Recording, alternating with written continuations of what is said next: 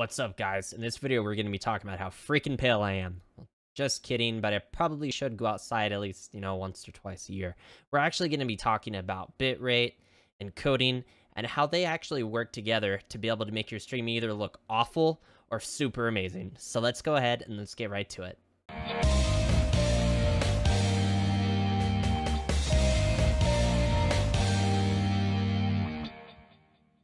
In this video, we're going to be talking about encoding, bitrate, and how they work together inside of OBS. OBS being OBS Studio, Streamlabs OBS, whatever flavor of OBS you're using. Before we get into it though, you must first know what encoding, resolution, FPS, or frames per second, and what bitrate are. First, we're going to be talking about resolution. This is the amount of pixels per inch, or PPI for short. For an example, if you've ever Googled an image and it was all fuzzy, then it means that the image has very little pixels per inch in it, and it causes it to be a lower resolution image. The better looking an image is, the more pixels it's going to have. FPS, in regards to OBS, is the amount of frames per second that you will actually be capturing with your OBS program. Now, bitrate, this is the amount of data that is sent from point A to point B at a given time or an interval. Frames per second and resolution both set the bar and will tell you how high you need your bitrate to be. Now that we know what those things are, let's talk about how they work together to make your stream look great. Let's say you're streaming to Twitch at a resolution of 1080p and an FPS of 60. Now let's also note that if you're going to be streaming at a high resolution, such as 1080p, it's going to actually give you a bit of a hit of performance when you're playing your games. And this is the same as if you're trying to stream at 60 FPS. So for most people, I would probably suggest doing 720p 60 FPS. Now let's get back to talking about 1080p 60 FPS. For instance, this resolution and FPS value can cause poor quality streams whenever you're streaming to something like Twitch. They actually limit the amount of bitrate that you can use. And I believe their partners get more than just affiliates and non-affiliates. Bitrate is just one of these settings that you need to set correctly for a good quality stream. For instance, Twitch suggests 4,500 to 6,000 bitrate for 1080p 60 FPS. And it suggests only 4,500 bitrate for 1080p 30 FPS. 1080p 30 on Twitch actually has the ability to look way more clear than 1080p 60, believe it or not. But it's not going to look as smooth as the 1080p 60. If you do everything correctly in the settings by putting more than the suggested 4,500 bitrate, it can actually look better. More or less, you actually have more room to make your 1080p 30 stream quality look a bit better than the 1080p 60, due to 1080p 60 actually requiring more bitrate to look better than what Twitch can actually let you use. Now I'm going to show you a video that compares resolution, FPS, CPU presets, and bitrate. There will be a line going down the middle and it may feel sort of out of sync. That's on my end, that's not on your end. What you need to look for is any kind of pixelation or whichever side basically is the blockiest. And if you can't tell a difference, try pausing the video and then you'll definitely see which side is way clearer than the other.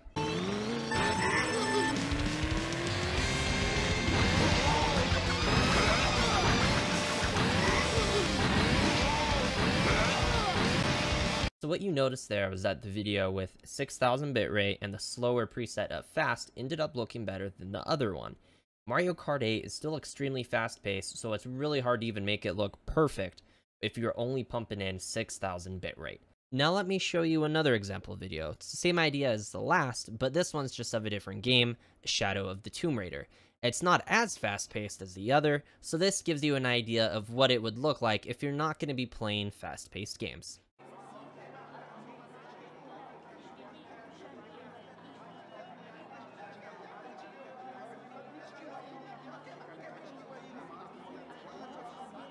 Next, let's talk about CPU presets. They fall under a category known as encoding, and their encoder is called X264. This encoder is actually known for a little bit better quality than other forms of encoding, but it comes at the price of your gaming performance may sort of diminish. It's also good to note that there is another extremely popular way to encode, and that's with an NVIDIA graphics card through something called NVENC. It works pretty much the same way as X264 CPU presets. It doesn't give as much of a performance hit, but the quality isn't exactly as good, but I would say probably 9 times out of 10, you probably won't be able to tell the difference. The most common CPU presets that are used are very fast, faster, and fast. Fast being the hardest one to use, and then very fast being the easiest. If you're aiming to use a slower preset such as fast, you need to make sure you have a good enough CPU to be able to keep up with it. Something with 4 cores and hyper-threading will have a better chance of being able to use a preset like that. If you don't know what hyper-threading is, you don't know what cores are, just know that those things help with multitasking, and streaming is 100% multitasking. If you need an example of a CPU such as an AMD Ryzen 5 3600 or an Intel i5 10600K should be able to use some kind of settings like that, but it will still also depend on the game. Now, if you're wanting to look at CPU presets in OBS Studio, just click Settings, go to Output. If output mode set to simple, just click it, go to Advanced, make sure you're under the Streaming tab, and encoder is X264. Bitrate right here is where you're going to be inputting whatever your bitrate is that's going to be working with your CPU preset. Now, you're probably going to have to just change around a bunch of different things to figure out what the best one is, but that's sadly just the part of streaming, a little bit of tweaking that goes along with it. For CPU presets, like I said, the faster, the worse it's probably going to look, but you're not going to take as much of a performance hit. And then when you go down the list to the slower ones, you're going to take more of a performance hit, but with probably more of a performance hit that possibly may not be worth actually going that slow. So most people use faster to very fast. Now, if you're wondering about NVENC, you get there the same way. You go to Settings, Output mode Advanced, be under the Streaming tab, click Encoder, go to NVIDIA NVENC. If you don't see NVIDIA NVENC, you either don't have an NVIDIA graphics card that's at least, I believe, a 10 series or higher, or you just don't have an NVIDIA graphics card. And their presets are actually a little bit more obvious than CPU presets. It doesn't go off of slow and fast.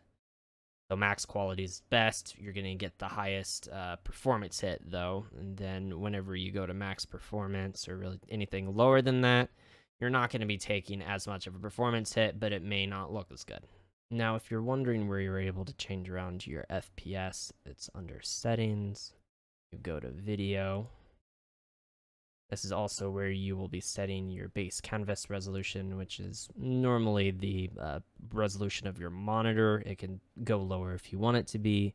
The output scaled resolution is if you want to be streaming at 720p and not 1080p, you would click that. You would go to 1280 by 720. The downscale filter, I can't tell you too much about, just know it sort of sharpens the stream. If you're having issues, this could be something that would be causing lag if you're running at the highest details.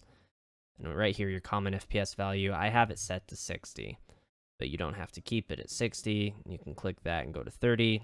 The most common FPS values are 60 and 30. 30 being not as smooth, 60 being much smoother. And there you go. Everything I just spoke about is among the most important things that you need to know to set up an awesome stream.